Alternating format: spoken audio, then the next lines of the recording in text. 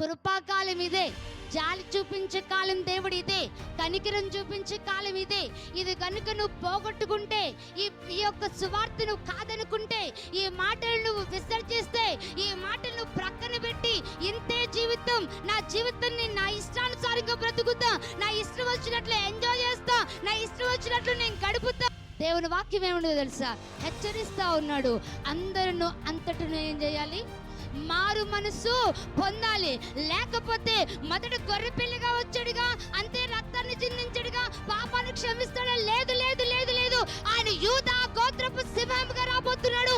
ఆయన భయంకరమైన తీర్పరిగా రాబోతున్నాడు ఆయన. హల్లెలూయా, హల్లెలూయా. ఆ తీర్పు ముందు నిలబడగలవా? ఆ తీర్పు ముందు నిలబడగలవా? నీ అన్యాయానికి అద్దుపొద్దు లేదు, నీ మాటలకు అద్దుపొద్దు లేదు, నీ క్రూరత్వానికి అద్దుపొద్దు లేదు, నీ యొక్క కూతు మాటలకు అద్దుపొద్దు లేదు, నీ యొక్క గర్వానికి అద్దుపొద్దు లేదు, నీ